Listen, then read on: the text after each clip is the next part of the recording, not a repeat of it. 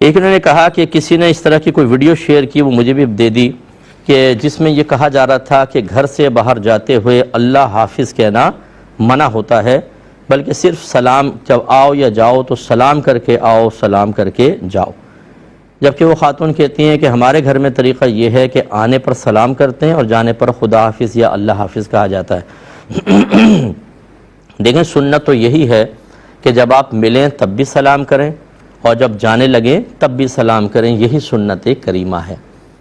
لیکن اس کے ساتھ اگر کوئی اللہ حافظ بھی کہہ دے، خدا حافظ بھی کہہ دے تو کوئی حرج نہیں ہے،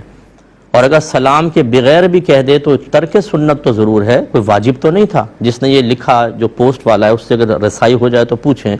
کہ کیا جاتے ہوئے سلام کرنا واجب ہوتا ہے یا سنت ہوتا ہے؟ تو سنت ہوتا ہے، اور ترک یہ وہ ایسی سنت ہیں کہ جس کے ترک پہ کوئی گناہ نہیں ہوتا۔ لہذا اگر ہمارے گھروں میں رائج ہے خدا حافظ اللہ حافظ تو میں ضرور کہوں گا کہ اس میں السلام علیکم بھی شامل کیا جائے،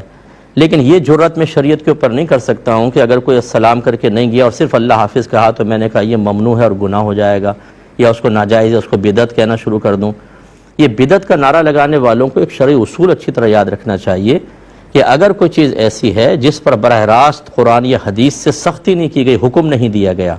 اور وہ معاملہ مسلمانوں میں بہت زیادہ عام ہو جائے تو مسلمانوں کا تعامل، یعنی اس کے ساتھ باہم معاملہ کرنا، مسلمانوں کے اندر اس چیز کا رائج ہو جانا اس کے جائز ہونے کی دلیل ہوتا ہے، کیونکہ اللہ تعالیٰ نے فرمایا کہ وَمَا رَأَوُا الْمُؤْمِنُونَ حَسَنًا فَهُوَ عِنْدَ اللَّهِ حَسَنٌ، جو مسلمانوں مومنین کے نزدیک اچھا ہے وہ اللہ کے نزدیک بھی اچھا ہے۔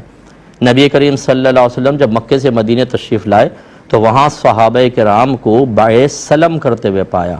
بیع سلم کا مطلب یہ ہے کہ پیسہ آپ نقد دیتے ہیں اور مال ایک مہینے کے فاصلے پر یا ایک مہینے بعد دینے کا ہوتا ہے۔ اس ٹائم پاس مال بھی نہیں ہوتا، جس سے ہم امپورٹ کرواتے ہیں کوئی چیز، اب کیش لے لیا، ٹھیک ہے ایک مہینے بعد ڈیلیوری آپ کو ملے گی، مال ہی نہیں ہے ابھی باہر سے لینا ہے، لیکن ایک مہینہ کا گیپ ہونا چاہیے اس میں، تو یہ بیع سلم کہلاتی ہے۔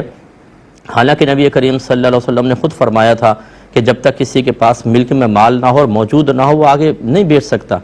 لیکن جب صحابہ کرام کے اندر تعامل یہ دیکھا تو رحمت کونین نے اس کو جائز قرار دے دیا۔ ہاں یہ حکم فرمایا کہ اس مال جو ابھی آنے والا ہے اس کی ایسی صفات ذکر کر دی جائیں کہ بالکل کلیئر ہو جائے وہ مال کیسا ہوگا، مثلا گندم ہے تو پرانی ہوگی نئی ہوگی، کون سے ملک کی گندم ہوگی اور کتنے من ہوگی وغیرہ وغیرہ سارے بات، اور کہاں پہنچانی ہوگی، یہیں پہ رکھنی ہے پورٹ پہ یا گودام تک پہنچانی ہے، سارے معاملات طے کر لیں تاکہ بعد میں جھگڑا نہ ہو۔ تو یہ فقہ پڑھ کر دیکھیں، جو ایسے حضرات ہیں انہیں میرے خیال میں فقہ سے کوئی شناسائی نہیں ہوتی، انہوں نے ہر چیز کو بدعت کہنے کو سمجھ لیا ہے کہ یہ ہمارے لیے باعث ثواب اور باعث بلندی درجات ہے، اور مسلمانوں کو بدعتی کہہ کر انہیں جہنمی قرار دے کر ہماری آخرت کو کوئی نقصان نہیں ہوگا۔